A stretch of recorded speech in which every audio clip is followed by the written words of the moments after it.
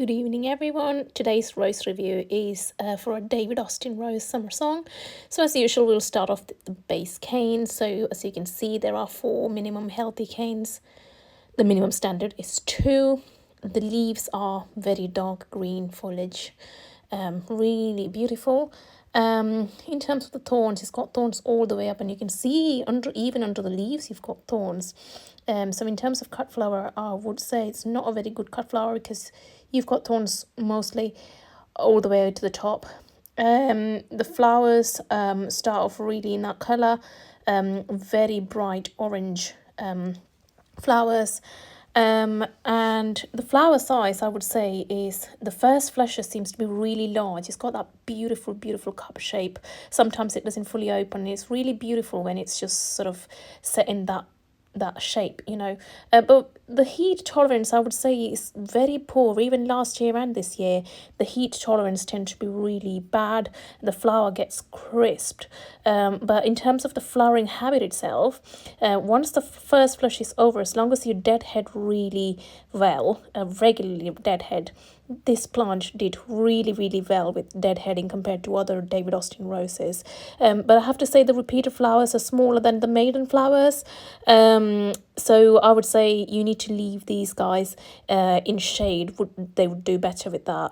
Occasionally needs watering in the really hot weather. They are really fragrant flowers, but what I've noticed is that my roses get really leggy after the first flush is over.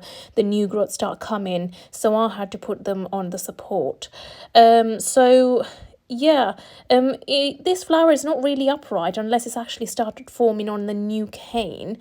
I would say the disease resistance is medium. This had black spot on it.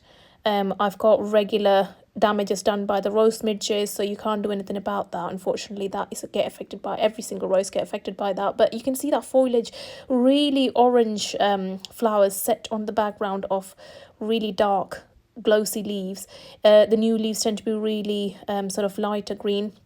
So these are actually worthy of buying, especially in terms of repeated flowering. If you deadhead, they do really well, and at least they did for me. Mine is in the pot, so I had to regularly water at least every other day or even every day. So that's my summer song. If you've got any questions, you can post them in the comments.